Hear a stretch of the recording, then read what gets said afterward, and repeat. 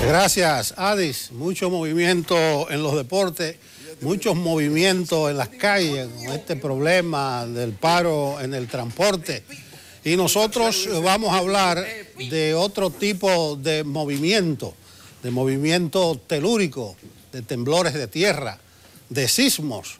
A propósito de que el pasado sábado hubo la ocurrencia de varios de estos fenómenos en la línea noroeste, nosotros hemos invitado a un experto en la materia, Francisco Javier Rodríguez Méndez, una autoridad a quien hemos tenido oportunidad de compartir en ocasiones anteriores, y que es lamentable que siempre que nos veamos, Francisco, sea para comentar este tipo de cosas.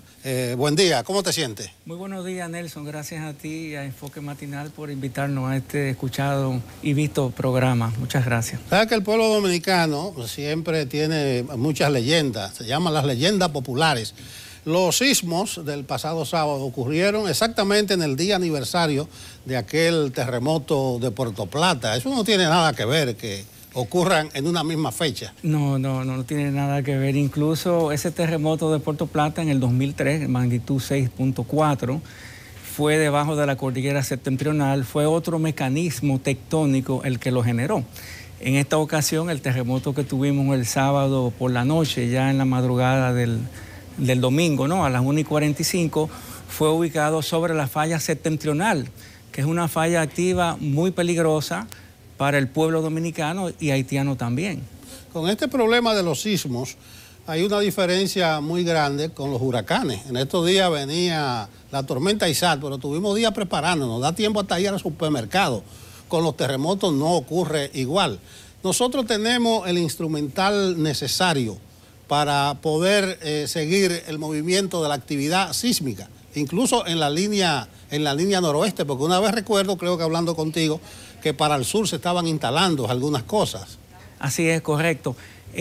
Como director del Observatorio Sismológico de Politécnico Loyola, tenemos una red sismológica de más de 25 sismógrafos instalados en el país y sus alrededores. En principio nos motivaba monitorear la falla Enriquillo, que es la falla que detonó el terremoto de Haití del 2010, e instalamos unos 5 sismógrafos en el suroeste, donde vamos llevando el monitoreo de esa falla. Afortunadamente, los estudios reflejan que la falla de este lado de la isla no tiene tanta actividad como tiene del lado haitiano. Sin embargo, hemos descubierto otras fallas que son las que están causando el levantamiento de la Sierra de Bauruco y su choque contra la Sierra de Neiva. No obstante, también tenemos 3 sismógrafos instalados en la línea norte de la isla. Uno en Punta Rusia, que precisamente fue el sismógrafo más cercano al evento del sábado por la noche, a tan solo 20 kilómetros de distancia, nos permite calcular mecanismo focal y las características de la estructura o la falla que rompió y que generó esta liberación de energía en más de 40 eventos sísmicos, tanto premonitores como réplicas. Y si quiere, abundo más lo que es un premonitor y lo que son réplicas, ¿no? Específicamente en este temblor de magnitud 5, ¿no? En la escala de Richter del sábado por la noche, 10 minutos antes tembló la tierra y tembló con un evento de magnitud 3.8, entre 3.8 y 4. A Loyola le dio 3.8, al Centro Nacional de Sismología le dio 4, porque ellos usan otra escala de medición. Entonces, consecuentemente al primer evento premonitor, que se le llama así porque antecede al evento principal, mucha gente quiere usarlo para avisar que viene un terremoto, pero muchas veces funciona, otras veces no. En esta vez funcionó. Y consecuentemente al evento premonitor de 3.8, 10 minutos antes, vino una secuencia de 4 pequeños sismos, uno detrás de otro, entre 20 y 40 segundos. 10 minutos después rompió la falla septentrional a nivel de Villa Elisa hacia el sur, y fue que entonces vino una secuencia de más de 30 eventos réplicas, que quieren decir eventos posteriores al evento principal, que se aprovecha, donde la Tierra se aprovecha para liberar toda la energía y distribuir la ruptura por todo lo que queda en la parte sentida de la falla. A uno le resulta un poco técnico eso de capa tectónica.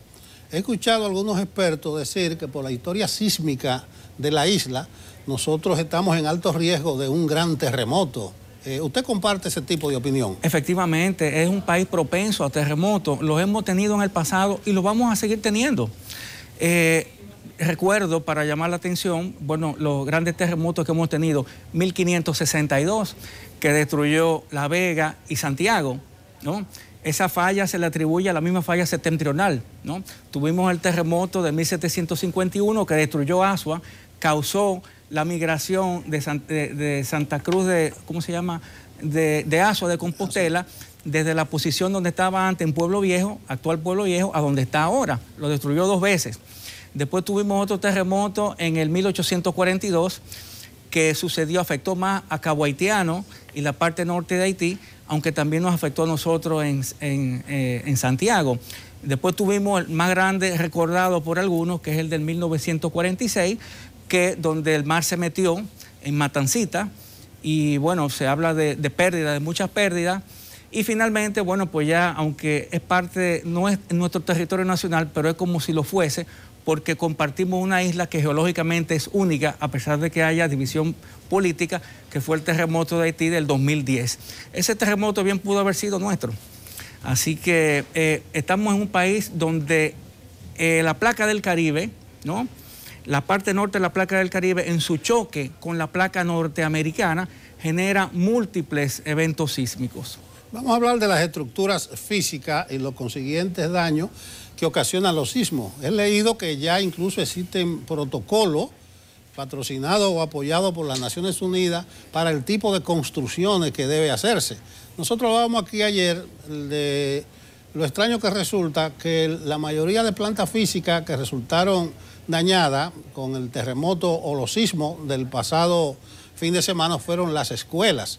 Y alguien decía, pero hay obras que se construyeron en el 55 y ponían ejemplo de los locales del Partido Dominicano. Entonces, ¿por qué hay obras con 40, 50 años que no se resienten y otras recién construidas, como las escuelas, se agrietan? ¿Existe algún protocolo o debe existir para la construcción de las edificaciones? Nelson, usted me está metiendo un poco para lo hondo porque yo soy geólogo, no ingeniero civil, pero le puedo hablar de lo poco que sé. Obviamente voy a referir esto a los especialistas en ingeniería estructural, ingenieros civiles y especialistas en construcción de edificaciones antisísmicas.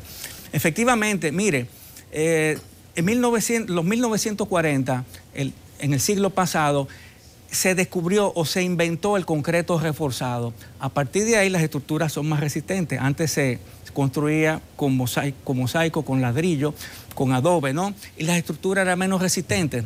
Ya a partir de 1940 las estructuras son reforzadas y hay códigos sísmicos. Los ingenieros estructurales calculan cuando construyen, dependiendo cuál va a ser la aceleración de la partícula en el terreno, entonces construyen en base a eso para evitar que la edificación entre en sintonía, entre en resonancia con el sismo, se debilite y colapse. Las estructuras se construyen para cierta aceleración, pero hoy en día una de las cosas más importantes que hay que tener es el estudio del suelo. No solamente saber qué tipo de terremoto te va a afectar, de qué profundidad, de qué magnitud, sino hay que saber esa interfase que hay entre la vivienda, la escuela, el hospital y el terreno y la geología del lugar. Ese terreno que está entre la roca y la base de la cimentación del edificio, es muy importante saber qué velocidad tiene para el paso de la onda y qué aceleración tiene. En base a esa aceleración, el ingeniero tiene que construir. Mire, cuando viene un huracán, le decía al principio, uno tiene tiempo suficiente para ir al supermercado a abastecerse, comprar las velas. Ya el dominicano tiene una cultura, se puede decir, pero no creo lo mismo con relación a un sismo.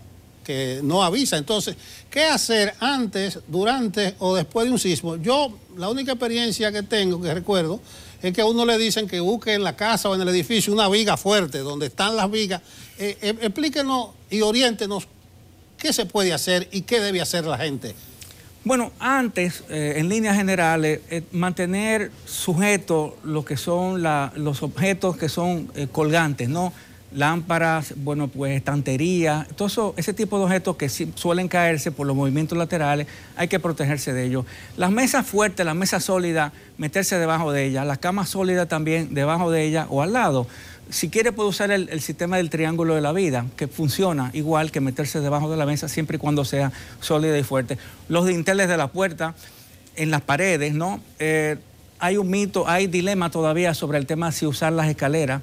Cuando uno está en una edificación, dicen que son zonas débiles, pero tengo entendido que no, que se pueden usar, ¿no?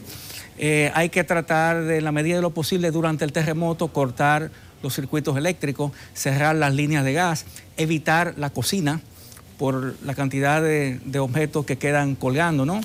Y bueno, pues tan pronto sucede el terremoto, pues sencillamente salir, tratar de comunicarse con los demás y bueno, pues mantenerse con calma, ¿no? Y lejos de los circuitos eléctricos y todo ese tipo de cosas. Una última cosa, ¿cómo anda el observatorio de Loyola? ¿Está recibiendo apoyo? ¿Está bien equipado? El observatorio de Loyola, como le dije, tenemos más de 25 sismógrafos y desde el 2012 hemos registrado más de 5.000 eventos sísmicos en toda la isla, de manera que tenemos un promedio de sismicidad entre 4 y 5 temblores que suceden alrededor de la isla o en la isla diariamente. Obviamente, temblores por debajo de la escala de 4 son imperceptibles y la mayoría de ellos son de magnitud 2, 2.5, 1.5. Vamos a agradecerte tu presencia aquí, muy orientadora tus palabras. Muchas gracias, Nelson. Gracias por invitarnos. Bueno, hemos hablado con Francisco Javier Rodríguez Méndez, sismólogo, y nosotros continuamos con Enfoque Matinal.